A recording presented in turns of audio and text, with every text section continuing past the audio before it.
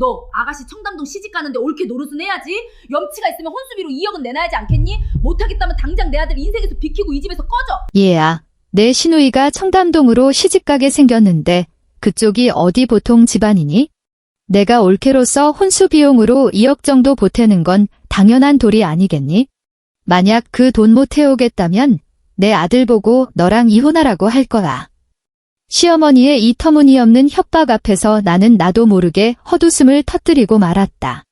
그들의 눈에는 내가 매달 꼬박꼬박 입금해주는 700만 원의 생활비가 누가 이 집의 진짜 가장인지조차 있게 만들었나 보다. 좋아요. 그럼 어머니 말씀대로 하죠. 나는 화를 내지 않았다. 대신 조용히 몸을 돌려 그룹 인사본부장의 내선 번호를 눌렀다. 박 부장의 이사 승진 건 말인데요.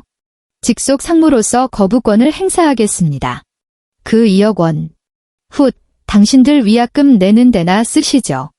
이야기를 시작하기 전에 구독과 좋아요, 그리고 댓글로 지금 어디서 보고 계신지 남겨주세요. 반갑게 인사드리겠습니다. 자, 그럼 이야기를 시작하겠습니다. 냉장고 컴프레서가 낮게 웅웅거렸다. 마치 거대한 벌레 한 마리가 철제 상자 안에 갇혀 우는 소리 같았다. 나는 시댁 현관에 서서 하이힐의 버클을 풀었다. 가죽 스트랩이 발목을 파고든 자리에 붉은 굴곡이 남아 옥신거렸다. 11월의 서울, 토요일 오후 4시 17분. 창밖은 벌써 회색빛으로 물들고 있었다. 회사 회의실에서 바로 차를 몰고 왔는데 내비게이션이 예고한 43분은 실제로는 1시간 20분이 걸렸다. 강남에서 경기도 수원으로 가는 길은 언제나 주차장을 방불케 하니까. 현관 신발장에는 정체불명의 슬리퍼들이 뒤엉켜 있었다. 시어머니, 아니 어머니의 갈색 털 슬리퍼가 가장자리에 비스듬히 쓰러져 있었다. 마치 죽은 짐승처럼. 어이구, 우리 강 상무님 드디어 오셨네. 거실에서 어머니의 목소리가 들려왔다. 그 억양에 숨겨진 날카로운 칼날이 느껴졌다. 웃고는 있지만 사포로 유리를 긁는 듯한 웃음소리였다. 나는 하이힐을 신발장 맨 아래 칸에 가지런히 놓았다. 검은색 에나멜 구두가 현관의 노란 조명을 받아 차갑게 번들거렸다. 그러고는 하얀색 손님용 슬리퍼로 갈아 신었다. 3년 전 처음 이 집에 인사 올 때 내가 사온 것이었다. 플라스틱은 누렇게 변색되었고 바닥에 미끄럼 방지 무늬는 닳아서 거의 보이지 않았다. 어머니, 늦어서 죄송해요. 길이 너무 막혀서요. 거실로 들어섰다. 밥상 위에는 검고 걸쭉한 무언가가 담긴 그릇 4개가 놓여 있었다. 짜장면이었다. 배달 용기는 아직 치우지도 않은 채 식탁 한 구석에 쌓여 있었고 은색 알루미늄 포장지는 쭈글쭈글하게 뭉쳐진 채 검붉은 춘장이 묻어 있었다. 아파트 단지 입구에 있는 북경반점 배달 음식이 분명했다. 나무젓가락 포장지에 적힌 빛바랜 붉은 잉크로 인쇄된 전화번호가 낯익었다. 며느리 온다고 맛있는 것 좀 하려고 했는데 어머니는 식탁 상석에 앉아 팔꿈치를 식탁 모서리에 괸 채 단무지를 집어들었다. 사람이 하도 안 오니 별 수 있니? 시켜 먹는 수밖에. 지원아, 내 음식 솜씨가 부족한 거니? 아니면 이 늙은이가 만든 밥이 더러워서 못 먹겠는 거니? 나는 남편 옆자리에 앉았다. 의자 다리가 바닥을 긁으며 날카로운 비명소리를 냈다. 어머니, 무슨 말씀을 그렇게 하세요? 회사 일이 겹쳐서 어쩔 수 없었어요. 죄송합니다. 나는 무릎 위에 냅킨을 펴고 젓가락을 들었다. 짜장면은 이미 퉁퉁 불어 있었고 소스는 식어서 번들거리는 얇은 막이 생겨 있었다. 젓가락으로 면발을 들어 올리자 한 덩어리가 통째로 딸려 올라왔다. 입안에 넣으니 차갑게 식은 면발이 고무줄처럼 질겅거렸고 짠마디 정수리를 찔렀다. 옆에 앉은 민석은 고개를 숙인 채 휴대전화만 들여다보고 있었다. 액정의 푸른 빛이 그의 턱을 비췄다. 뭘 보고 있는지는 알 수 없었지만 엄지손가락이 화면을 쓸어 넘기는 소리가 들렸다. 사각, 사각. 마치 바퀴벌레가 신문지 위를 기어가는 소리 같았다. 언니 왔어요. 방에서 시누이가 나왔다. 올해 29인 박민수는 아이보리색 터틀넥 스웨터를 입고 있었다. 머리는 헝클어진 채였고 얼굴에는 막 잠에서 깬 듯한 나른함이 묻어 있었다. 그녀는 내 맞은편에 앉더니 아무도 손대지 않은 짜장면 그릇을 자기 쪽으로 끌어당겼다. 대박, 젓가락을 입에 문 채 민수의 눈이 반달처럼 휘어졌다. 그 가방 진짜 예쁘다. 이번 신상이죠? 나는 의자 옆에 둔 핸드백을 내려다봤다. 로고가 없는 검은색 송아지 가죽 가방, 금색 체인. 응, 맞아. S 브랜드죠? 지난주에 신세계 백화점 갔더니 대기만 3개월이라던데. 역시 언니는 다르네요. 대기업 상무님이라 그런가 구하기 힘든 것도 척척 구하고. 민수가 말할 때마다 젓가락 끝에서 검은 소스가 튀어 하얀 식탁보 위에 거무튀튀한 꽃을 피웠다. 나는 대꾸하지 않았다.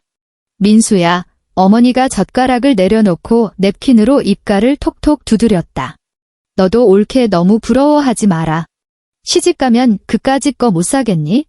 검사 집안인데? 어이구, 어설픈 대기업보다 100번 낫지.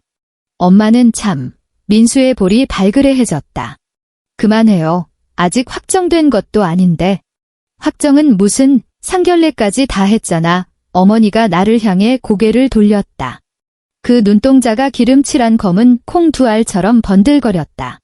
지원아, 너도 들었지? 민수 만나는 사람이 대검찰청 형사부 검사란다. 아버지는 전직 법무부 차관이시고 어머니는 이화여대 나온 부잣집 따님이라더라.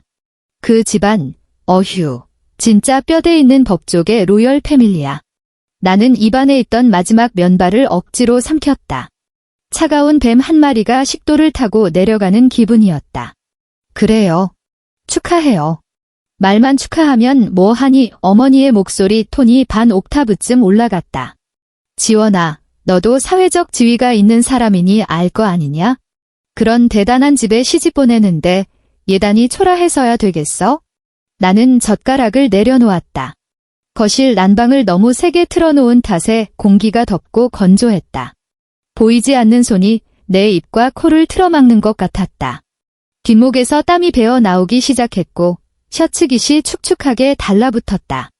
어머니 말씀은, 내 말은 어머니가 두 손을 식탁 위에 깍지 꼈다. 손가락에 낀 굵은 금반지가 형광등 불빛을 받아 번쩍였다. 내가 우리 집 맏며느리고 집에서 제일 능력 있는 사람 아니니? 민수 혼사에 내가 힘 좀 써야지 않겠어? 힘을 쓴다는 게 구체적으로 어떤? 어머니는 마치 미리 준비해둔 청구서를 낭독하듯 술술 읊어댔다. 혼수 비용, 신혼여행, 신혼집 가전이랑 가구, 그리고 그쪽 사돈어른들께 보낼 예단비랑 선물까지 합치면 대충 2억 원 정도면 되겠더라. 물론 이것도 내가 최대한 줄여서 잡은 거야. 2억 원. 그때 민수의 휴대전화가 울렸다. 그녀는 화들짝 놀라 일어나더니 방으로 뛰어들어갔다. 방문이 닫히며 쾅 하는 둔탁한 소리가 났다. 거실에는 나, 어머니, 그리고 내 옆에서 존재감 없이 고개만 숙인 남자, 셋만 남았다. 어머니, 내 목소리는 아주 낮았다. 2억은 작은 돈이 아닙니다. 너한테 그게 돈이니? 어머니의 눈썹이 꿈틀거렸다. H그룹 전략기획실 상무라며. 연봉이 얼마더라? 20억. 30억. 거기서 2억이면 뭐 열흘치 월급도 안 되잖아. 그건 제 연봉입니다. 내 연봉. 어머니가 코웃음을 쳤다. 지원아, 내가 박씨 집안 귀신이 됐으면 내 것도 다 우리 집안 것이지. 그런 뻔한 이치도 모르고 살았니? 너 명문대 어디 나왔다고 했지? 창밖에서 자동차 경적 소리가 들려왔다. 위층 아이들이 뛰어다니는지 천장에서 쿵쿵거리는 소리가 울렸다. 마치 거대한 심장이 뛰는 소리 같았다. 게다가 어머니가 의자 등받이에 몸을 기대며 목소리를 부드럽게 깔았다. 하지만 그 부드러움 속에는 가시가 숨어 있었다. 민석이도 너희 회사 다니는데 다음 달이면 이사 승진한다며? 뭘 그리 째째하게 구니? 어차피 다 한 가족인데 내 돈이 어디 있어. 여보. 민석이 드디어 입을 열었다. 휴대전화를 내려놓고 나를 쳐다봤다. 3년 전 선을 볼 때만 해도 성실하고 듬직해 보였던 그 얼굴은 이제 푸석하고 부은 살덩어리로만 보였다. 눈꺼풀이 부어있어 마치 며칠 밤을 새운 사람 같았다. 그냥 알겠다고 해? 그의 목소리는 거의 속삭임에 가까웠다. 당신 연봉 수십억이잖아. 그깟 돈이 뭐라고 그래? 나 다음 주면 이사 승진 발표 나는데 집안 시끄럽게 만들지 말자. 응? 그는 그 말을 뱉고는 다시 고개를 숙여 휴대전화 화면을 켰다. 나는 그의 옆모습을 물끄러미 바라봤다. 이마 라인이 3년 전보다 2cm는 뒤로 밀려나 있었다. 귓불에 난 작은 점. 예전에는 귀엽다고 생각했던 그 점이 지금은 파리 똥처럼 보였다. 좋아요. 내 목소리가 너무 차분해서 나조차 놀랄 지경이었다. 마치 고여있는 웅덩이 물처럼 고요했다. 어머니와 민석이 동시에 고개를 들어 나를 쳐다봤다. 정말 해주겠다는 거냐? 어머니의 눈이 탐욕스럽게 빛났다. 아니요. 나는 식탁 위에 물잔을 들어 한 모금 마셨다. 얼음이 들어있지 않은 미지근한 물이었다. 어머니 말씀이 맞다는 뜻이에요. 이제 계산을 좀 해야겠다는 생각이 들어서요. 계산. 무슨 계산? 나는 물잔을 내려놓고 자리에서 일어났다. 늦었네요. 이만 가보겠습니다. 어머니, 안녕히 주무세요. 나는 대답도 기다리지 않고 현관으로 걸어갔다. 누렇게 변색된 손님용 슬리퍼를 벗고 내 하이힐로 갈아 신었다. 가죽끈이 다시 발목의 상처를 파고들었고 통증이 선명하게 되살아났다. 강지원, 어머니의 고함이 등 뒤에서 날아와 꽂혔다. 너 지금 뭐 하는 거야? 말 똑바로 안 해? 나는 현관문을 열었다. 수원의 밤바람이 훅 끼쳐 들어왔다. 11월 특유의 한기와 저 멀리 치킨집에서 풍겨오는 기름 냄새가 섞여 있었다. 편히 쉬세요, 어머니. 나는 문을 닫았다. 엘리베이터가 내려가는 동안 나는 스테인리스 문에 비친 일그러진 내 모습을 바라보았다. 흐릿한 여자의 얼굴에서 유일하게 빛나는 건 눈동자뿐이었다. 밤하늘에 박힌 두 개의 모처럼 차갑게 빛나고 있었다. 차에 올라 시동을 걸었다. 내비게이션은 강남집까지 1시간 5분이 걸린다고 알려주었다. 가죽 스티어링 휠의 감촉이 손바닥에 닿자 비로소 현실감이 돌아왔다. 나는 깊게 숨을 들이마셨다. 그리고 휴대전화를 꺼내 암호화된 폴더 하나를 열었다. 그 안에는 13개의 파일이 잠들어 있었다. 어떤 것은 은행 입출금 내역 캡처였고, 어떤 것은 신용카드 명세서 사본이었으며, 또 어떤 것은 사진 한 장이었다. 2주 전 서울의 한 비즈니스 호텔 지하 주차장에서 찍힌 사진. 내 남편이 흰색 렉서스 조수석에서 내리고 있었다. 운전석에는 우리 회사 사원증을 목에 건점고 예쁜 여자가 앉아 있었다. 그녀는 거울을 보며 립스틱을 고치고 있었다. 나는 폴더를 닫았다. 휴대전화를 조수석 가방에 툭 던져 넣었다. 이제 때가 됐네. 나직하게 읊조렸다. 차가 어둠 속으로 미끄러져 들어갔다. 백미러 속에서 수원의 불빛들이 점점 멀어져 갔다. 일요일 아침 7시 12분. 내 손가락은 은행 앱의 지체 확인 버튼 위에서 잠시 멈췄다. 나는 매달 시어머니에게 보내던 700만 원의 생활비 자동 이체를 해지했다. 지난 3년 동안 내가 보낸 생활비 총 2억 5,200만 원. 어제 그녀가 뻔뻔하게 요구했던 계단비보다도 많은 액수였다. 블라인드 틈으로 아침 햇살이 스며들어 침대 시트 위에 금빛 감옥 창살 같은 무늬를 만들었다. 민석은 아직 들어오지 않았다. 어제 친구들과 술을 마신다더니 외박이다. 3년째다. 이제는 누구를 만나는지 언제 들어오는지 묻지도 않는다. 그의 베개는 차갑고 이불은 흐트러짐 없이 평평했다. 마치 이 침대에는 처음부터 나 혼자 살았던 것처럼. 휴대전화를 내려놓고 욕실로 향했다. 거울 속 여자의 눈 밑에는 옅은 다크서클이 드리워져 있었다. 35. H그룹 전략기획실 상무이사. 그룹 역사상 최연소 여성 임원.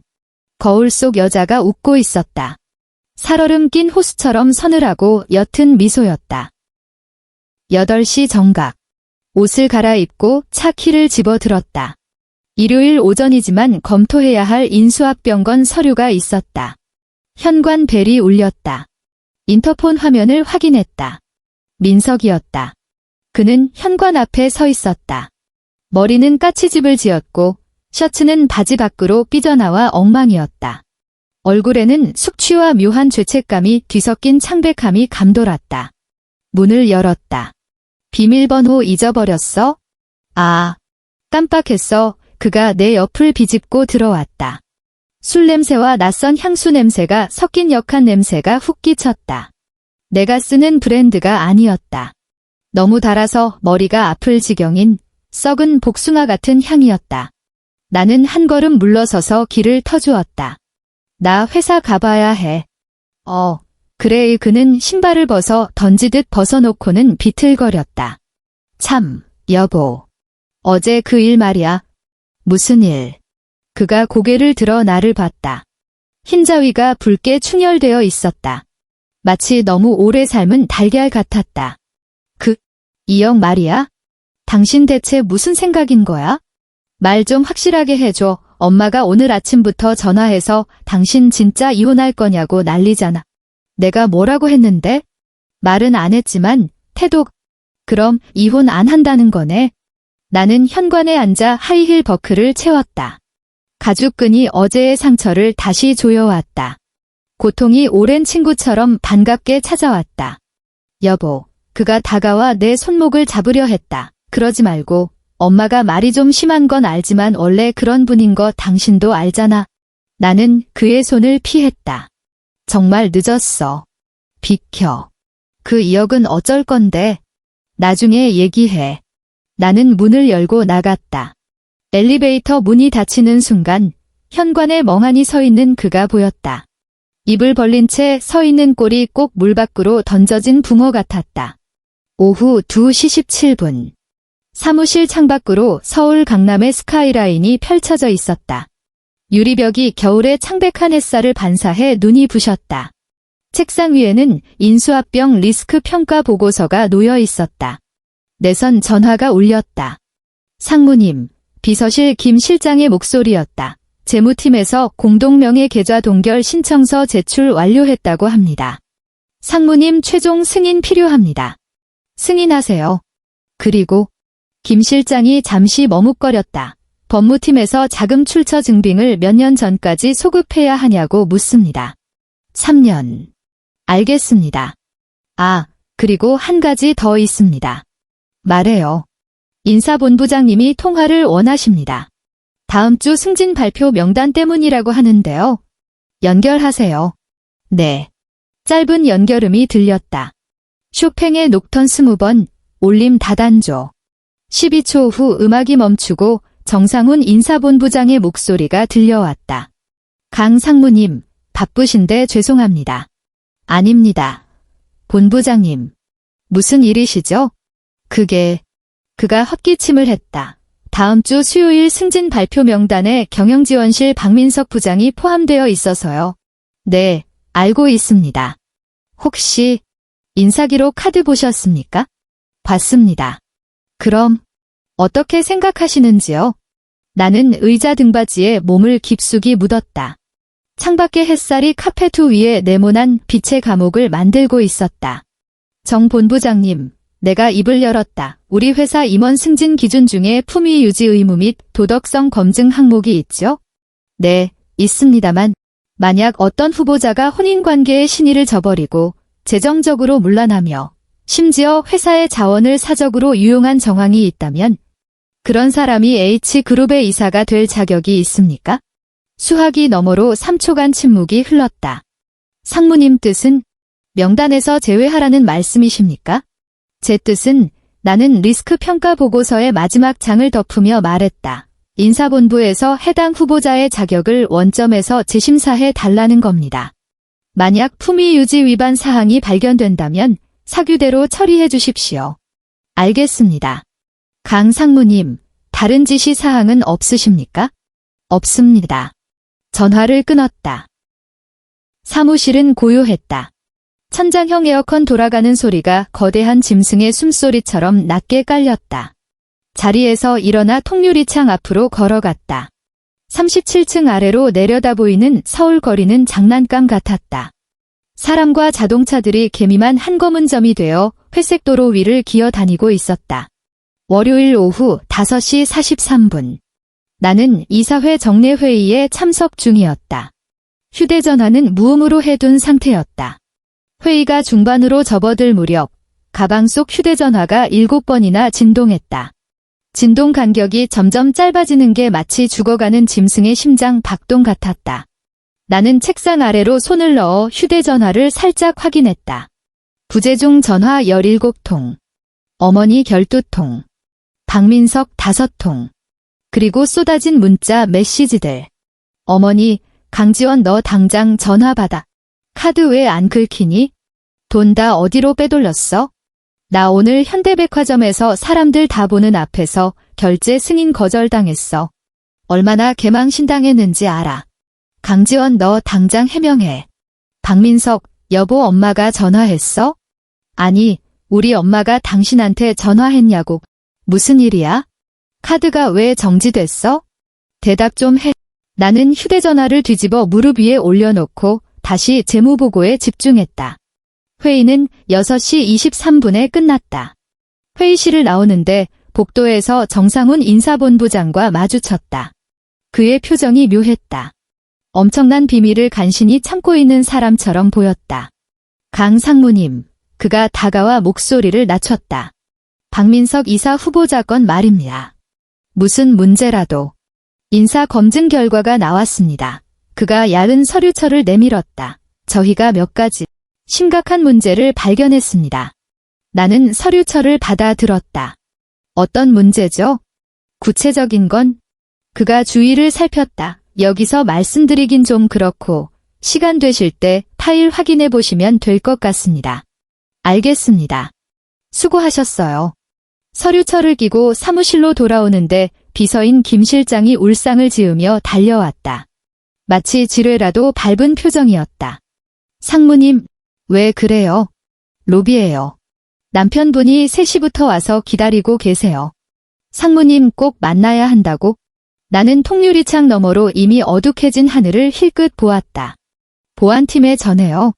로비에서 기다리라고 하세요. 지금은 내려가기 곤란하다고. 그게 좀 흥분하신 상태라. 보안 요원들한테 고함 지르고 난리도 아니에요. 그럼 보안 요원 더 배치하세요. 상무님, 계속 소란 피우면 경찰 부르라고 하세요. 김 실장은 입을 뻐끔거리더니 결국 아무 말도 하지 못하고 돌아섰다. 나는 자리에 앉아 인사본부장이 준 서류처를 펼쳤다. 박민석에 대한 인사 감사 보고서였다.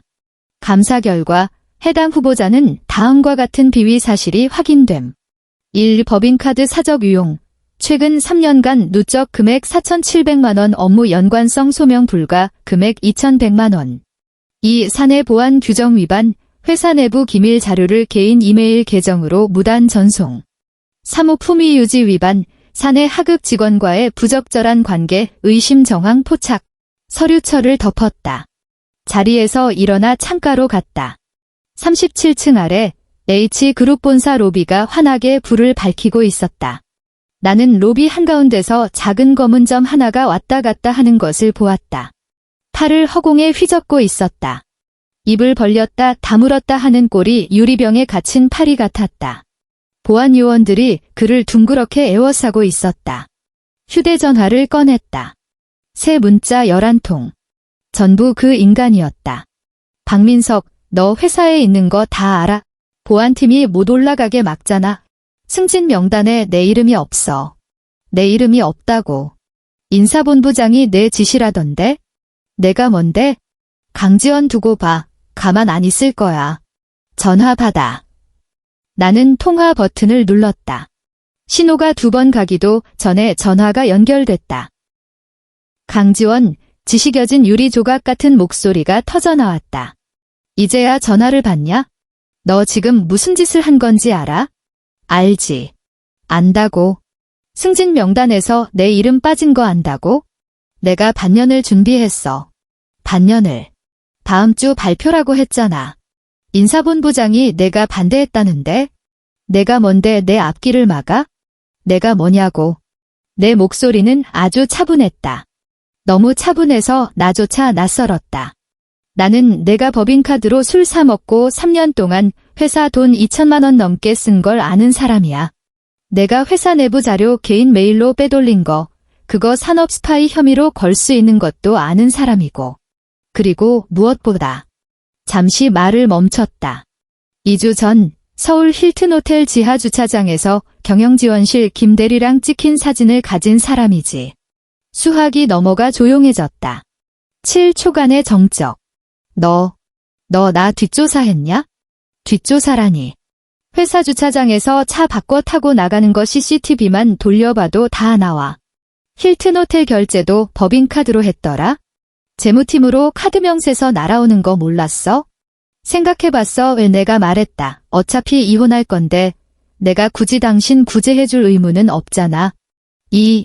이혼. 그의 목소리가 찢어질 듯 날카로워졌다. 뭐라고? 너 지금 이혼하겠다고 했냐? 내가 하겠다는 게 아니야. 당신이 하게 될 거야. 나는 전화를 끊었다. 창밖을 내려다봤다. 저 아래 작은 검은 점이 미쳐 날뛰고 있었다. 머리를 감싸 쥐더니 로비 바닥에 주저앉았다. 몸을 앞뒤로 흔들어대는 꼴이 죽어가는 바퀴벌레 같았다. 보안 요원들이 달려들어서 그를 일으켜 세우고 밖으로 끌어내기 시작했다. 그는 발버둥치며 입을 크게 벌렸다. 아마 고래고래 소리를 지르고 있겠지만 37층의 두꺼운 방음 유리는 그 어떤 소음도 허락하지 않았다. 오직 에어컨 돌아가는 소리만이 윙윙거렸다. 거대한 모기 소리처럼. 나는 휴대전화 화면을 껐다. 의자에 다시 앉았다. 서랍에서 손거울을 꺼내 립스틱이 번지지 않았는지 확인했다. 완벽했다. 모든 것이 제자리에 있었다. 화요일 아침, 나는 강남 아파트로 돌아가지 않았다. 회사 근처 호텔 스위트룸을 잡고 5시간을 잤다. 중간에 전화벨 소리에 3번이나 깼지만 모두 민석이었다. 나는 받지 않고 끊어버렸다. 아침 7시 호텔 피트니스 센터에서 40분간 러닝머신을 뛰었다. 샤워를 하고 새 셔츠와 정장으로 갈아입은 뒤 호텔 라운지에서 아침을 먹었다. 과일 샐러드, 아이스 아메리카노 한 잔, 호밀 토스트 2조각. 8시 정각 회사 로비로 들어섰다. 안내 데스크 직원이 나를 보더니 묘한 표정을 지었다. 강 상무님, 안녕하십니까? 좋은 아침. 엘리베이터 버튼을 눌렀다. 기다리는 동안 등 뒤로 따가운 시선들이 개미떼처럼 기어오르는 게 느껴졌다. 누군가 수근거렸다.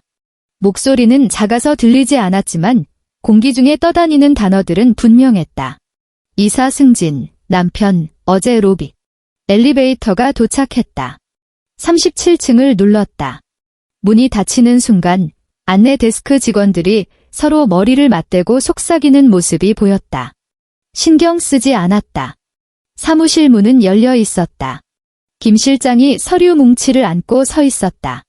어제보다 더 창백한 얼굴이었다. 상무님, 무슨 일이죠? 그녀가 밖을 힐끔거렸다. 목소리가 기어들어갔다. 로비예요.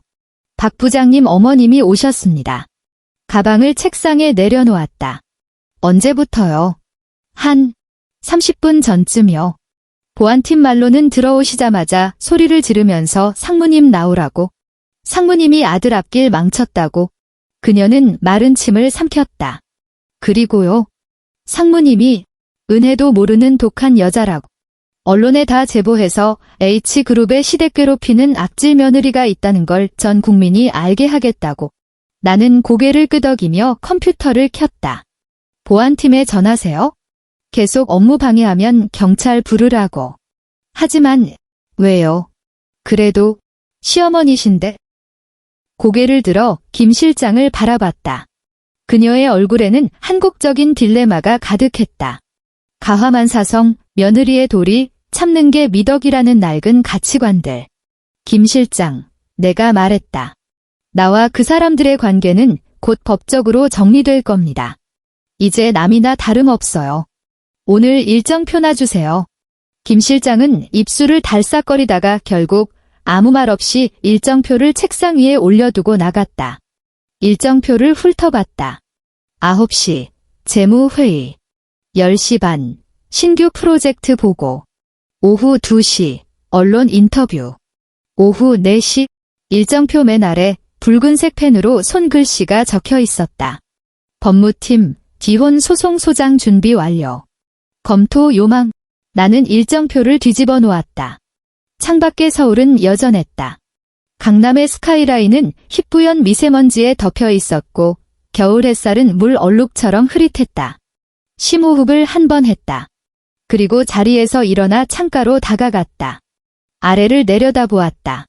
H그룹 본사 정문 앞에 팥죽색 패딩 점퍼를 입은 여자가 서 있었다. 머리는 산발이었고 입을 크게 벌린 채 허공에 삿대질을 해대고 있었다. 주변에는 보안 요원 대여섯 명과 휴대전화로 촬영하는 구경꾼들이 몰려 있었다. 어머니. 아니, 최명자 씨. 그녀가 건물을 향해 뭐라 고래고래 소리치고 있었다. 37층 높이와 겨울의 건조한 공기 탓의 소리는 들리지 않았지만 입모양은 분명히 읽을 수 있었다. 강지원. 한 글자, 한 글자. 나 봐. 정문 앞에서 펄펄 뛰는 모습이 마치 붉은색 털을 가진 미친 새 한 마리 같았다. 보안 요원들이 그녀를 밀어내기 시작했다. 그녀는 몸부림치며 팔을 휘둘렀고 그 손에 보안 요원 한 명이 얼굴을 맞았다. 맞은 요원이 얼굴을 감싸쥐고 뒤로 물러나자 다른 요원들이 달려들어 그녀의 팔다리를 붙잡아 들어 올렸다. 그녀의 다리가 허공에서 버둥거렸다. 뒤집힌 딱정벌레처럼. 나는 휴대전화를 꺼내 동영상 촬영 버튼을 눌렀다. 화면 속에서 최명자 씨는 검은 제복을 입은 보안 요원들에게 들려 짐짝처럼 프레임 밖으로 사라졌다. 촬영을 멈췄다. 영상을 저장했다. 그리고 뒤돌아 책상으로 가서 컴퓨터를 켜고 첫 번째 이메일을 열었다. 제목, S전자 인수 관련 리스크 평가 보고서 3차 수정안. 나는 읽기 시작했다. 창밖의 붉은 새는 이미 사라지고 없었다. 서울의 하늘은 덜빤걸레처럼 칙칙한 회색이었다. 수요일 오후 2시. 회의실 테이블 위에 두툼한 서류 봉투가 놓여 있었다. 표지에는 이렇게 적혀 있었다. 이혼 소장, 원고, 강지원 피고, 박민석. 담당, 법무법인 태산 김명수 변호사. 맞은편에는 사내 법무실장과 외부 자문 변호사 2명이 앉아 있었다. 상무님, 김명수 변호사가 안경을 추어올리며 말했다. 서류는 완벽하게 준비되었습니다. 혼전계약서에 따라 혼인 후 취득한 재산은 각자 관리하기로 되어 있으니 상무님 명의의 자산들, 강남 아파트와 증권 계좌, 그리고 H그룹 지분은 분할 대상이 아닙니다. 좋군요. 그리고 제출하신 증거 자료들 말입니다만 그가 서류철을 넘겼다. 박민석 씨의 외도 증거, 법인카드 유용 내역, 그리고 그가 잠시 멈칫했다. 이걸 전부 법원에 제출하시겠습니까? 안 될 이유라도 있나요? 그가 곤란한 듯 손을 비볐다. 이 증거들이 공개되면 박민석 씨의 사회적 평판은 회복 불가능할 정도로 타격을 입게 됩니다. 정말 괜찮으시겠습니까? 김 변호사님, 내가 말을 잘랐다. 이건 팩트입니다. 저는 사실을 법원에 제출해서 판사님의 판단을 구하려는 것뿐이에요. 상대방의 사회적 체면까지 제가 고려해야 합니까? 아, 네, 알겠습니다. 그리고 한 가지 더. 나는 또 다른 서류 봉투를 밀었다. 지난 3년간 제가 시댁에 송금한 내역입니다. 매달 700만 원씩 생활비 명목으로 보낸 돈, 합계 2억 5,200만 원. 그리고 제 명의 카드로 긁었지만 실제로는 시어머니와 시누이가 사용한 명품 구매 내역, 약 8천만 원. 마지막으로 시누이 명의로 되어 있지만 할부금은 제가 낸 자동차, 9천만 원. 이건 부당이득 반환 청구 소송입니다. 내가 또박또박 말했다. 최명자, 박민수 두 사람을 상대로 청구할 겁니다. 싹 다 돌려받아야겠어요. 회의실에 잠시 침묵이 흘렀다. 김 변호사의 표정이 복잡해졌다. 마치 희귀한 맹수를 보는 듯한 눈빛이었다. 상무님, 그가 조심스럽게 입을 열었다. 이렇게까지 하면 좀 시끄러워질 수도 있습니다. 한국 정서상 며느리가 시댁에 쓴 돈을 돌려달라고 소송하는 건 김 변호사님, 내가 미소를 지었다. 강요에 의해 매달 700만 원씩 뜯긴 걸 효도라고 부르나요? 아니면 갈취라고 부르나요? 그는 대답하지 못했다. 그리고 내가 덧붙였다. 제 명의인 강남 아파트. 지금 그 사람들 셋이서 살고 있죠? 이혼 소장 접수와 동시에 명도 소송도 진행해 주세요. 내 집에서 나가라고 하세요. 알겠습니다. 마지막으로 나는 자리에서 일어나 의자 등받이에 걸어둔 재킷을 걸쳤다. 박민석 씨 징계건 인사팀이랑 얘기 끝났나요? 법무실장이 대답했다.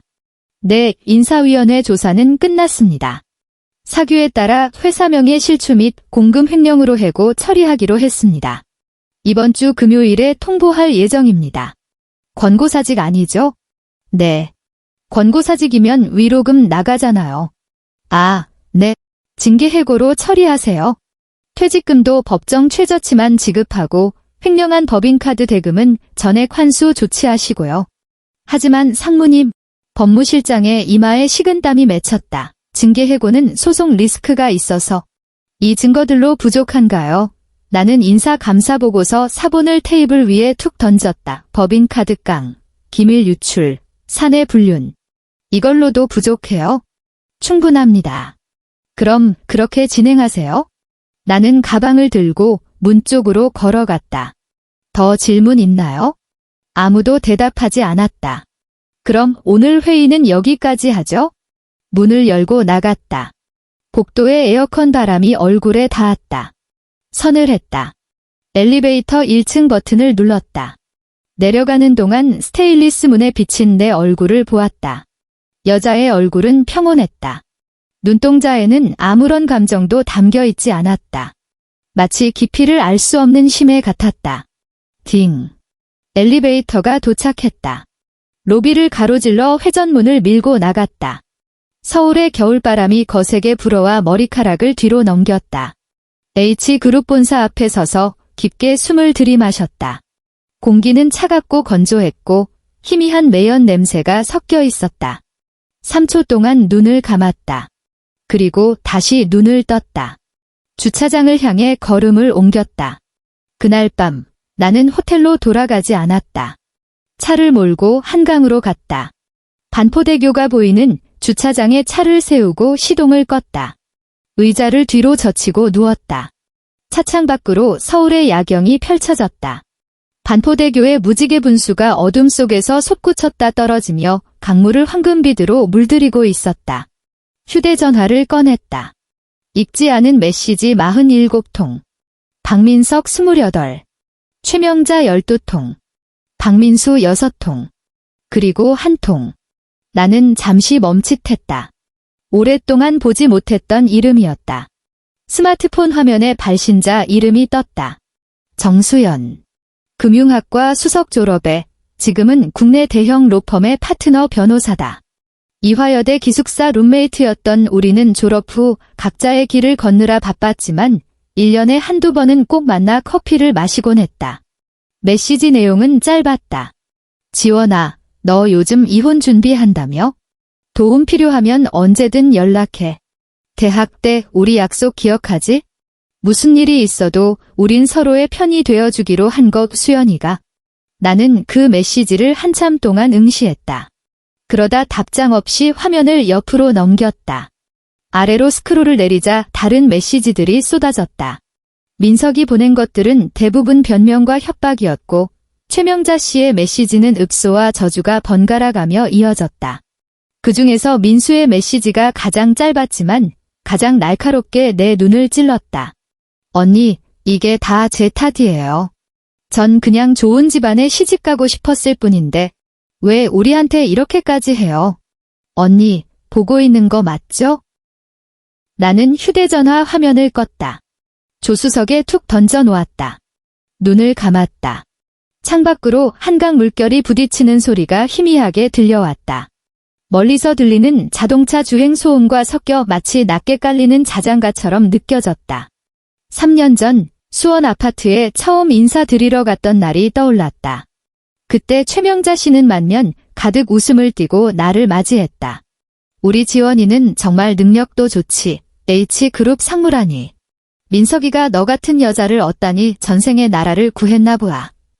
그때 민석은 내 손을 꼭 잡고 말했다. 평생 손에 물 안 묻히게 해줄게. 그때 민수는 세상 달콤한 목소리로 나를 덧니라고 부르며 말했다. 앞으로 우린 진짜 한 가족이에요. 한 가족. 나는 입안에서 그 세 글자를 굴려보았다. 쓰디 쓴 맛이 났다. 가족은 무슨. 그저 내 지갑 냄새를 맡고 몰려든 기생충들에 불과했다. 눈을 뜨고 차 천장에 달린 선루프를 올려다보았다. 서울의 밤하늘에 별은 보이지 않았다. 오직 고층 빌딩들이 뿜어내는 인공적인 불빛과 가끔 지나가는 비행기의 붉은 전멸등뿐이었다. 나는 깊게 숨을 들이마셨다. 상체를 일으켜 시동 버튼을 눌렀다. 엔진이 부드럽게 깨어났다. 오늘 밤 아직 처리해야 할 일이 많이 남아 있었다. 목요일 오전 9시. 법무실 직원이 수원박 씨네 아파트에 정식 이혼 소장을 전달했다. 그들이 어떤 반응을 보였는지는 모른다. 나는 그 자리에 없었으니까. 하지만 오후 2시가 되자 내 휴대전화가 다시 미친 듯이 진동하기 시작했다. 이번에는 민석이나 최명자 씨가 아니었다. 모르는 번호였다. 전화를 받았다. 여보세요? 강지원 씨 맞습니까? 젊은 남자의 목소리였다. 네, 맞습니다만. 누구시죠? MBC 보도국 이준혁 기자입니다. 혹시 인터뷰 시간 좀 내주실 수 있을까요? H그룹 내부에서 발생한 임원 갑질 논란에 대해서 취재 중인데요. 나는 말없이 전화를 끊었다. 10초 후 또 다른 낯선 번호로 전화가 걸려왔다. 안녕하세요. 조선일보입니다만 종료 버튼을 눌렀다. 5초 후 또 다른 번호. 안녕하십니까?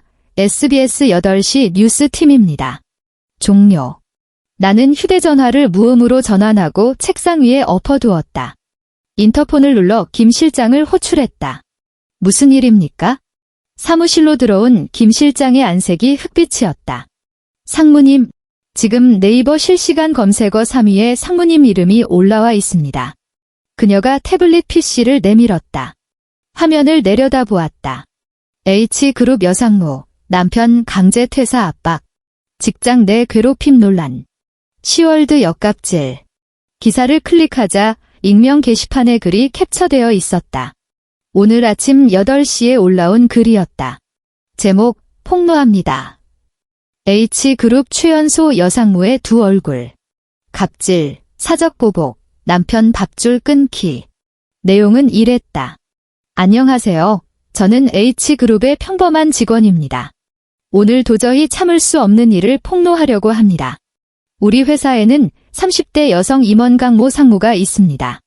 언론에서는 최연소 여성 임원 유리천장을 깬 골드미스라고 치켜세우지만 실상은 다릅니다. 이 여자의 남편도 우리 회사 직원인데 원래 다음 주에 이사 승진 예정이었습니다. 그런데 부부싸움을 했다는 이유로 강 상무가 직권을 남용해서 남편의 승진을 막아버렸습니다. 그것도 모자라 회사명에 실추라는 말도 안 되는 구실을 붙여서 강제로 해고까지 시켰습니다. 이게 뭡니까? 이게 바로 사적보복 아닙니까? 전형적인 직장 내 괴롭힘입니다. 더 기가 막힌 건 남편 식구들을 자기 명의 아파트에서 쫓아내고 시어머니와 시누이를 상대로 부당이득 반환 청구 소송까지 걸었답니다. 지난 3년 동안 시댁에 쓴 돈을 다 토해내라는 거죠. 며느리가 시어머니한테 한 달에 용돈 700만 원 드리는 게 뭐 그리 큰 죄입니까? 능력 있는 며느리가 시댁 챙기는 건 한국 정서상 당연한 미덕 아닙니까? 이제 와서 사이 틀어졌다고 줬던 돈을 뺏겠다니요. 이게 사람입니까? 남편분과 시댁 식구들이 너무 불쌍합니다. 저런 피도 눈물도 없는 여자를 만난 게 죄라면 죄겠죠. 여러분, 이 글 좀 퍼뜨려 주세요. 저 여자의 실체를 세상이 알아야 합니다. 게시글 밑에는 벌써 3,000개가 넘는 댓글이 달려 있었다. 대부분 나를 욕하는 내용이었다. 나는 빠르게 스크롤을 내리며 훑어보았다. 그리고 태블릿을 책상 위에 내려놓았다. 상무님, 김 실장의 목소리가 파르르 떨렸다. 보시다시피 여론이 반박 성명이라도 내야 하지 않을까요? 필요 없습니다. 네. 하지만 이런 익명 글은 반응해주면 더 신나서 날뛰는 법이에요. 나는 자리에서 일어나 통유리창 앞으로 걸어갔다. 홍보실에 연락해서 여론 추이만 모니터링하라고 하세요. 공식 대응은 하지 않습니다. 알겠습니다. 그리고 법무실에 지시해서 증거 자료들 언론 배포용으로 정리해 두라고 하세요. 기자들이 인터뷰 요청하면 말로 하지 말고 증거를 보여주라고 하십시오. 증거라면 박민석의 외도 증거, 법인카드 유용 내역, 그리고 재산 빼돌린 정황들. 고개를 돌려 김 실장을 바라보았다. 기자들에게 직접 판단하게 하세요. 누가 진짜 갑질을 했고 누가 사적 보복을 당했는지. 김 실장은 잠시 멍하니 있다가 이내 결연한 표정으로 고개를 끄덕였다. 알겠습니다. 바로 지시하겠습니다. 그녀가 나간 뒤 나는 창밖의 잿빛 서울을 내려다보았다. 입꼬리가 비틀려 올라갔다. 그래도 그 인간들 쓸모가 아주 없지는 않네. 여론전이라도 할 줄 알고. 하지만 그들은 모른다. 내 손에 쥐어진 패가 그들의 상상보다 훨씬 더 많다는 것을. 금요일 오후 3시. 상황이 반전되었다. 내가 손쓴 게 아니었다. 네티즌 수사대가 스스로 파헤친 결과였다. 발단은 그 익명 게시글에 있던 한 문장이었다. 시어머니와 시누이를 상대로 부당이득 반환 청구 소송까지 걸어 지난 3년간 쓴 돈을 다 토해내라고 했다. 댓글창에 누군가 의문을 제기했다. 3년치가 얼만데 소송까지 감. 그러자 자신을 JH그룹 내부 관계자라고 밝힌 누군가가 대댓글을 달았다.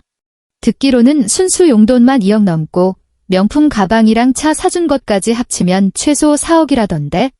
이 댓글이 베스트 댓글로 올라갔다. 인터넷 커뮤니티가 폭발했다. 잠깐만, 4억. 시댁에. 월 700만 원 용돈? 이게 말이 됨? 내 연봉보다 많네. 아니, 며느리 효도라며? 이게 효도냐? 그냥 빨대 꽂은 거지. 갑자기 며느리가 불쌍해지는데 내부자 등판 좀 해봐라. 남편은 대체 뭐 하다 잘린 거임? 그러자 기다렸다는 듯 두 번째 폭로 글이 올라왔다. 제목, 전직 H그룹 직원이 밝히는 박모 부장 해고의 진실. 내용은 구체적이었다. 오늘 실검 보고 어이가 없어서 글 씁니다. 저 해고당한 박모 씨랑 같은 부서였습니다. 그 사람 인성, 회사 사람들은 다 압니다. 첫째, 전형적인 낙하산입니다. 와이프백 믿고 들어와서 일은 안 하고 상무 남편이라고 유세만 떨었습니다. 둘째, 법인카드로 회식한다고 긁어대는데 거래처 접대가 아니라 자기 친구들이랑 애인 만나는데 썼습니다. 네, 애인이요. 경영지원실 김모 대리랑 바람난 거 알만한 사람은 다 알아요. 둘이 야근 핑계대고 남아서 뭐 했는지. 셋째, 회사 내부 자료 개인 메일로 빼돌리다 IT 보안팀에 걸렸습니다. 산업 스파이까진 아니어도 사규 위반 떼박입니다.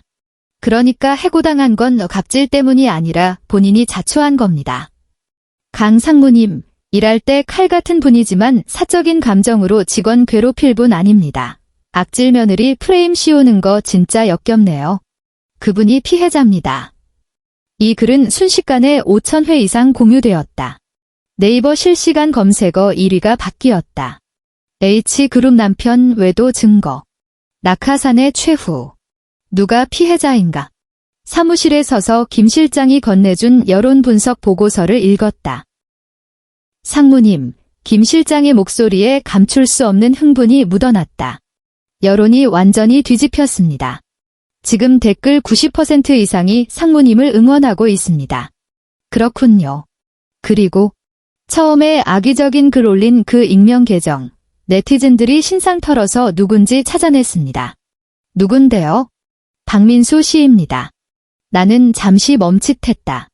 민수요. 네, 그 계정 가입할 때 쓴 휴대전화 번호 뒷자리가 예전에 박민수 씨가 저희 회사에서 인턴할 때 제출했던 번호랑 일치한답니다. 네티즌들이 이미 캡처해서 박제해놨습니다. 나는 짧게 침묵했다. 그렇군요. 상무님, 대응하시겠습니까? 나는 고개를 저었다. 아니요. 팝콘이나 튀기라고 하세요. 그냥 둡시다. 토요일 오후, 민수에게서 메시지가 왔다. 언니, 제가 잘못했어요. 제발 그 글 좀 지워달라고 해주세요. 이렇게까지 될 줄은 몰랐어요. 민호 오빠가 이 일 더 시끄러워지면 파혼하겠대요. 언니, 제발요. 민호. 그 법조계 로열 패밀리라는 약혼남이었다. 나는 그 메시지를 한참 동안 바라보았다. 그리고 딱 한 글자를 쳐서 전송했다. 싫어.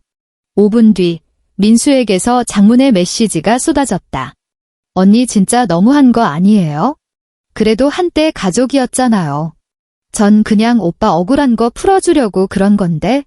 오빠 직장도 없애버리더니 이제 내 결혼까지 망칠 셈이에요. 언니는 악마야? 강지원 너 천벌 받을 거야. 더 이상 답장하지 않았다. 휴대전화를 소파 테이블에 던져두고 주방으로 가서 와인을 한 잔 따랐다. 호텔 창밖으로 서울의 야경이 펼쳐져 있었다. 땅 위에 쏟아진 은하수처럼 수만 개의 불빛이 반짝였다. 와인을 한 모금 마셨다. 포도가 발효된 시큼하고 떫은 맛 뒤에 달콤함이 혀끝을 감돌았다.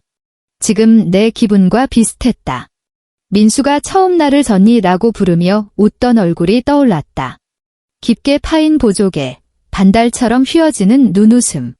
참 순진하고 사랑스러워 보였는데 가족. 다시 한번 속으로 되뇌었다. 가족은 무슨. 그저 내 배경과 재력을 이용해 또 다른 숙주인 검사 집안으로 갈아타려던 기생충들일 뿐이었다. 내가 평범한 회사원이었다면 민수가 나를 건니라고 불렀을까? 내 연봉이 수십억이 아니라 수천만 원이었다면 최명자 씨가 나를 웃으며 반겼을까? 내가 H그룹 상무라는 명함이 없었다면 민석이 나에게 평생 책임지겠다는 말을 했을까? 와인 잔을 비우고 테이블에 내려놓았다. 휴대전화가 다시 진동했다. 이번엔 민석이었다. 여보, 우리 대화 좀 해. 내가 잘못했어. 그 여자가 자꾸 들러붙어서 그런 거지. 난 당신한테 상처 줄 생각 전혀 없었어. 우리 다시 시작할 수 있잖아. 제발, 나 당신 없으면 안 돼. 메시지를 보는 순간 위산이 역류하는 듯한 구역질이 치밀었다. 내가 없으면 안 된다고? 내 돈, 내 인맥, 내 사회적 지위가 없으면 안 되는 거겠지? 휴대전화를 무음으로 바꾸고 소파 구석으로 던져버렸다. 자리에서 일어나 창가로 다가갔다. 서울의 밤은 고요했다. 강남의 불빛들이 발 아래에서 지평선 끝까지 이어져 있었다. 그 불빛들을 내려다보며 10년 전 H그룹에 갓 입사했을 때의 나를 떠올렸다. 신입사원 시절 매일 야근하고 막차를 타고 퇴근해 6평짜리 반지하방에 몸을 뉘었다. 겨울이면 창틈으로 황소바람이 들어왔고 여름이면 벽지에 곰팡이가 피었다. 화장실 수도꼭지는 고장 나 밤새 똑똑 물 떨어지는 소리를 냈다. 하지만 포기하고 싶지 않았다. 어머니처럼 살고 싶지 않았으니까. 평생 남편과 시댁에 종속되어 숨죽여 살다가 결국 진짜 자기 집이라고는 가져보지도 못한 채 세상을 떠난 어머니처럼 되고 싶지 않았다. 내 힘으로 일어서고 싶었다. 언젠가는 나를 무시했던 사람들을 발 아래 두고 내려다보겠다고 다짐했다. 그리고 지금 나는 해냈다. H그룹 최연소 여성 상무가 되었다. 내 이름으로 된 아파트, 내 차, 내 통장이 있다. 누군가의 보호 따위는 필요 없다. 나를 숙주 삼아 피를 빨아먹으려던 기생충들. 이제 그 대가를 치르게 해줄 차례다. 일요일 오전, 여론전은 절정으로 치달았다. 누군가 인터넷에 사진 한 장을 올렸다. 호텔 로비 구석에서 민석과 김대리가 키스하는 CCTV 캡처 화면이었다. 화질은 흐릿했지만 두 사람의 얼굴을 알아보기엔 충분했다. 사진은 순식간에 1만 번 넘게 공유되었고 네이버 실시간 검색어를 장악했다. 댓글창은 용광로처럼 끓어올랐다. 우웩, 마누라 피도 눈물도 없다고 욕하더니 뒤에선 바람 피우고 있었네. 양심 어디? 상간녀 얼굴 다 팔렸네. 아직도 쉴드 치는 사람 있냐? 강 상무님 진짜 보살이다. 저런 꼴 보고도 참고 살았다니? 시댁 식구들도 레전드네. 며느리 돈으로 호의호식하면서 효도 타령이라니? 이래서 돈 토해내라고 소송 건 거구나. 나 같아도 10원 한 장 안 남기고 다 받아낸다. 오후 2시 또 다른 폭로 글이 올라왔다. 제목, 박모씨 일가 팩트체크, 며느리 등골 빼먹은 캥거루 가족. 내용은 박씨 일가 세 사람이 지난 3년 동안 내 돈으로 쓴 소비 내역을 엑셀 파일로 정리한 것이었다. 최명자 씨의 명품 가방 컬렉션, 민수의 스포츠카 할부금, 민석이 내연녀에게 사준 선물 목록까지. 총액 5억 원. 이 숫자가 주는 충격은 컸다. 오후 4시, 민수의 전 약혼자, 그 검사 집안의 김민호 씨 신상이 털렸다. 네티즌들은 그의 SNS 팔로우 목록을 뒤져냈다. 그가 민수를 팔로우한 시점이 기억 예단 이야기가 나온 직후라는 사실이 밝혀졌다. 더 흥미로운 건 그가 동시에 팔로우하고 있는 다른 여성 10여 명이 모두 기업 오너 일가나 재벌 3세 태그를 단 사람들이라는 점이었다. 저녁 7시 김민호 씨가 자신의 SNS에 짧은 입장문을 올렸다. 박민수 씨와는 성격 차이로 인해 양가 합의하에 파혼하기로 결정했습니다. 무분별한 추측은 자제해 주시기 바랍니다. 그날 밤 호텔 스위트룸에서 서류를 검토하고 있는데 전화벨이 울렸다. 모르는 번호였다. 잠시 망설이다 통화 버튼을 눌렀다. 여보세요? 지원아. 여자의 목소리였다. 잔뜩 쉬어 있었고 방금까지 울었던 것처럼 젖어 있었다. 나야, 민수. 나는 아무 말도 하지 않았다. 언니? 아니, 옳게. 아니.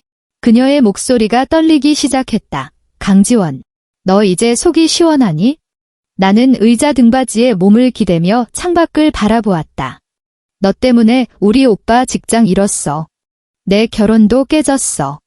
우리 엄마는 인터넷에서 조리돌림 당하고 있어.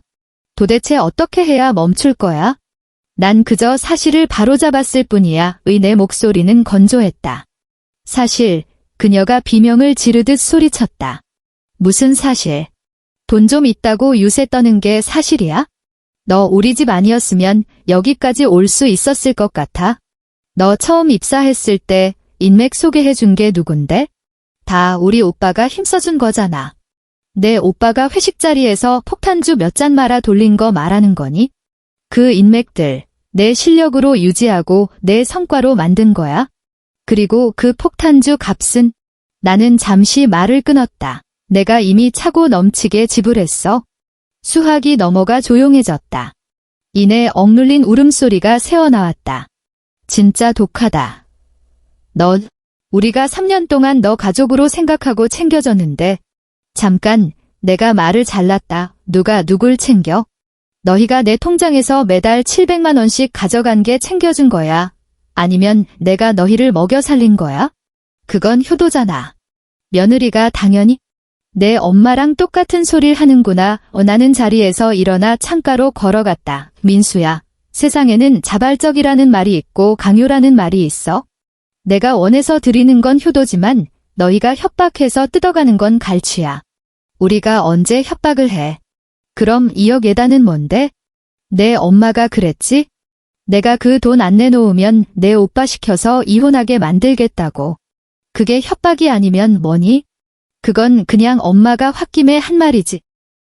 홧김, 내가 헛웃음을 터뜨렸다. 그럼 내 오빠는 왜 거들었어? 여보 그냥 해줘. 그 돈이 뭐 대수라고. 이것도 농담이었니? 전화기 너머의 울음소리가 더 커졌다. 너 진짜 이런 사람인 줄 몰랐어? 너희도 몰랐겠지? 내가 반격할 줄은? 평생 말 잘 듣는 호구, 걸어다니는 ATM으로 살 줄 알았겠지? 매달 꼬박꼬박 송금하고 철마다 명품 사다 바치고 명절이면 보너스 두둑하게 챙겨주는? 대답이 없었다. 기대에 부응하지 못해 미안하네. 내가 말했다. 게임 오버야? 전화를 끊었다. 휴대전화를 침대 위로 던졌다.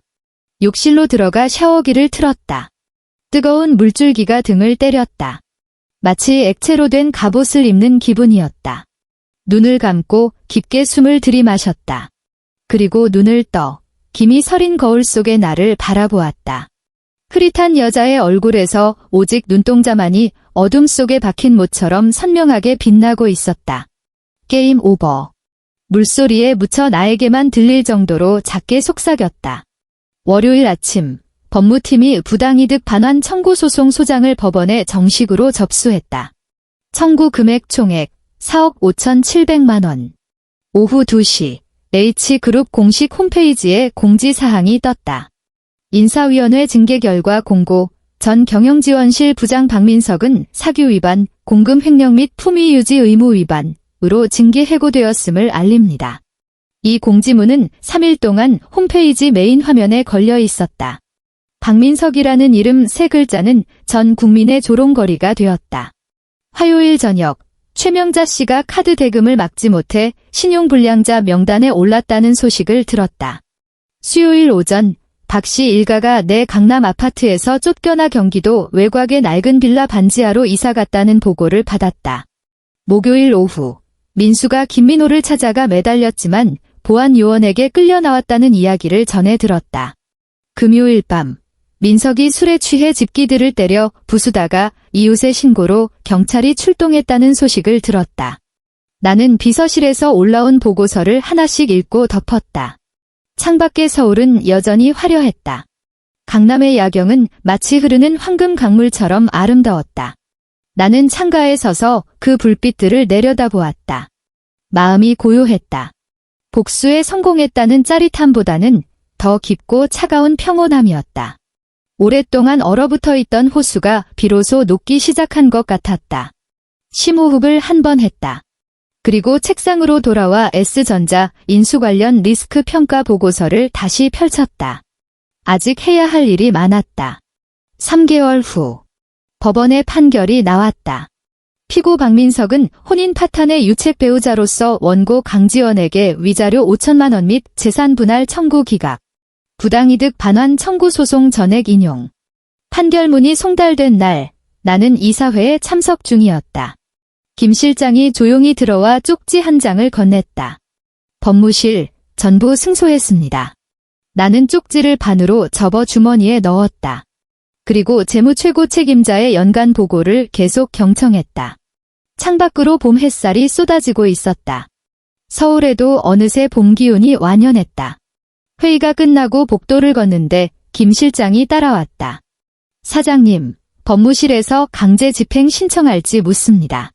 일주일만 기다려보죠. 내가 말했다. 스스로 갚을 기회는 줘야지. 그래도 안 갚으면 그때 압류 들어가라고 해요. 알겠습니다. 사장실 문을 닫고 의자에 앉았다. 창밖의 하늘은 막 세탁한 이불처럼 파랗고 깨끗했다. 1년 전 겨울, 이 자리에서 붉은 패딩을 입고 발광하던 최명자 씨를 내려다보던 때가 생각났다. 그때는 복수가 달콤할 줄 알았다. 하지만 지금 느껴지는 건 쾌감이 아니라 거대한 공허함이었다. 쓰레기로 가득 찼던 방을 깨끗이 치우고 난 뒤 텅 빈 공간에 홀로 서 있는 기분이었다. 나는 깊게 숨을 내쉬었다. 그리고 모니터를 켜고 이메일 함을 열었다. 내겐 아직 살아가야 할 인생이 많이 남아 있었다. 기생충들은 박멸되었다. 이제 오롯이 나만 남았다. 6개월 후. 내 얼굴이 조선경제 일면을 장식했다. 헤드라인은 이랬다. H그룹 최초 여성 전문 경영인 강지원 사장의 인생 역전. 사진 속의 나는 짙은 네이비색 정장을 입고 H그룹 사옥 통유리창 앞에 서 있었다. 등 뒤로 서울의 스카이라인이 펼쳐져 있었다. 옅은 미소를 짓고 있었지만 그 미소는 살얼음 낀 호수처럼 차분했다. 인터뷰 기사 중간에 굵은 글씨로 강조된 문구가 있었다. 별표 기자, 성공의 비결이 무엇입니까? 별표 강지원, 불필요한 부실 자산을 과감하게 정리하는 것. 그게 투자의 첫걸음이죠. 별표. 이 문구는 SNS에서 수만 번 공유되며 그 주 최고의 직장인 명언이 되었다. 하지만 사람들은 모른다. 이 말이 진짜 무엇을 의미하는지. 내가 이 말을 할 때 무엇을 떠올렸는지 아무도 모른다. 나는 그 겨울날 식어 빠진 짜장면 한 그릇을 떠올렸다. 최명자 씨의 손에 들려있던 단무지와 그녀가 뱉어내던 칼날 같은 말들을 떠올렸다. 휴대전화만 들여다보던 민석의 귓불에 박혀있던 팔이 똥 같은 점을 떠올렸다. 민수의 해맑은 미소 뒤에 숨겨져 있던 비수를 떠올렸다. 그리고 병상에 누워있던 어머니의 마지막 모습을 떠올렸다. 앙상하게 마른 손으로 내 손을 잡으며 체념한 눈빛으로 남겼던 유언을. 지원, 너는 혼자서도 잘 살아야 한다. 엄마처럼 살지 마라. 나는 엄마처럼 살지 않았다. 나는 나 자신이 되었다. 잡지가 발간된 날 오후, 집무실에서 결제 서류를 검토하고 있는데 노크 소리가 들렸다. 사장님, 손님이 오셨습니다. 누구죠? 그게 박민수 씨입니다. 나는 펜을 멈췄다. 접견실로 안내하세요. 5분 뒤에 가겠습니다. 네. 김 실장이 나가자 나는 자리에서 일어나 창가로 갔다. 서울에는 가느다란 비가 내리고 있었다. 보이지 않는 그물처럼 도시를 감싸고 있었다. 5분 뒤 접견실 문을 열었다. 소파에 앉아있던 민수는 몰라보게 야위어 있었다. 얼굴은 누렇게 떴고 푸석한 머리는 대충 묶어 올린 채였다. 보풀이인 회색 후드 티셔츠 차림의 그녀는 내가 알던 그 예비 검사 사모님과는 딴판이었다. 나를 보자마자 그녀가 벌떡 일어났다. 언니. 호칭이 목구멍에 걸린 듯 제대로 나오지 않았다. 앉아요. 나는 맞은편 소파에 앉았다. 무슨 일이죠? 그녀는 앉지 않았다. 대신 바닥에 무릎을 꿇었다. 털썩 하는 소리가 났다. 잘못했어요. 그녀의 목소리가 덜덜 떨렸다. 제가 미쳤었나 봐요. 그 글 올리는 게 아니었는데, 그런 말 하는 게 아니었는데. 그녀가 고개를 깊이 숙였다. 어깨가 격하게 들썩였다. 엄마는 지금 식당에서 설거지하면서 빚 갚고 있어요. 오빠는 취직도 못하고 매일 집에서 술만 마셔요. 제 결혼은 완전히 끝났고요. 이게 다 우리가 자초한 일인 거 알아요. 우리가 너무 욕심부렸어요. 언니를 그냥 돈 나오는 기계로만 보고. 그녀가 고개를 들었다. 눈물과 콧물로 범벅이 된 얼굴이었다. 하지만 제발 우리 4년 동안 가족이었잖아요. 엄마만이라도 좀 봐주시면 안 돼요? 그녀가 두 손을 싹싹 비볐다. 엄마 연세도 있으신데 하루 종일 서서 일하느라 다리가 퉁퉁 부으셨어요. 제발요. 나는 그녀를 내려다보았다. 10초 정도 침묵이 흘렀다. 민수 씨, 내가 처음 그 집에 인사 갔을 때 어머니가 뭐라고 하셨는지 기억해요? 그녀의 손이 멈췄다. 우리 지원이 정말 능력 좋다. H그룹 상무라니. 민석이가 전생에 나라를 구했나 보다. 나는 자리에서 일어나 창가로 걸어가 등을 돌렸다. 그때 나는 정말 순진하게도 당신들이 나를 진짜 가족으로 받아들여준 줄 알았어요. 하지만 나중에 알았죠? 당신들이 받아들인 건 강지원이라는 사람이 아니라 내 직함, 내 연봉, 내 인맥이었다는 걸. 어머니가 매달 700만 원씩 받아갈 때 그 돈이 내가 새벽까지 야근하고 휴가도 반납해가며 피땀 흘려번 돈이라는 생각은 해봤나요? 내 카드로 산 명품 옷 입고 내가 사준 차 몰고 다니면서 그게 원래 누구 것인지 한 번이라도 생각해봤어요? 언니 하면서 돈 달라고 손 벌릴 때 내가 당신들 눈에 얼마나 쉬운 호구로 보였을지.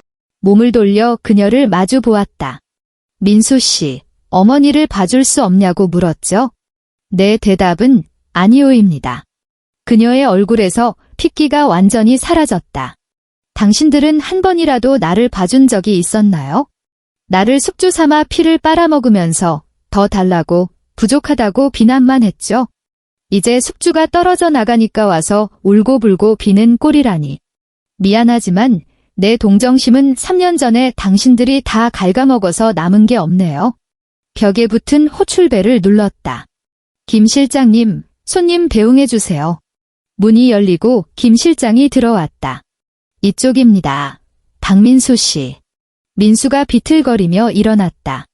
눈물은 계속 흘렀지만 입은 굳게 다물려 있었다. 문 앞에서 그녀가 멈춰 서서 뒤를 돌아보았다. 강지원. 사포로 긁는 듯한 목소리였다.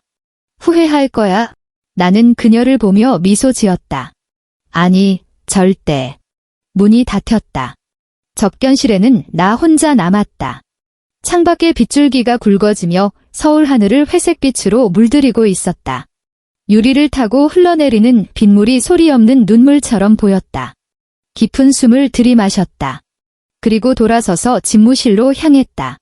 아직 결제해야 할 서류가 산더미였다. 가야 할 길이 멀었다. 기생충들은 이제 과거의 일이 되었다. 나의 미래는 이제 막 시작되었다. 1년 후, 서울에 일찍 봄이 찾아왔다. 벚꽃이 만개했다. 나는 H그룹 사옥 옥상 정원에 서서 발 아래 도시를 내려다보고 있었다. 39층 높이. 사람도 자동차도 모두 장난감처럼 작아 보이는 높이였다. 주머니 속 휴대전화가 울렸다. 김 실장이었다. 사장님, 오후 3시 이사회 준비되었습니다. 네, 시간 맞춰 갈게요. 그리고 법원에서 우편물이 하나 왔습니다. 무슨 내용이죠? 박민석 씨, 개인 파산 선고 결정문입니다. 지난주에 확정되었다고 하네요. 나는 잠시 말을 멈췄다. 알았어요. 책상 위에 두세요. 네. 전화를 끊었다. 휴대전화를 주머니에 넣고 다시 아래를 내려다보았다. 파산. 그 단어가 잠시 머릿속을 맴돌다 바람에 흩어진 구름처럼 사라졌다. 그가 지금 어떤 몰골을 하고 있는지 궁금하지 않았다.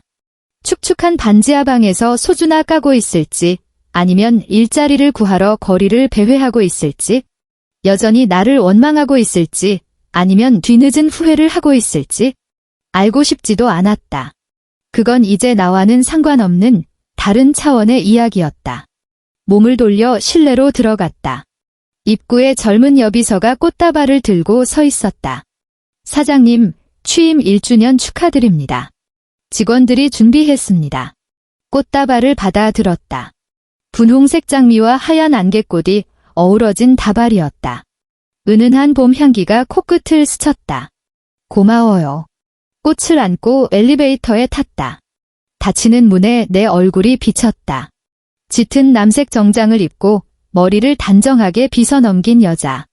붉은 립스틱을 바른 입술은 굳게 다물려 있었고 눈동자는 깊은 호수처럼 고요했다. 하지만 자세히 들여다보면 그 눈 깊은 곳에 작은 빛이 일렁이고 있었다.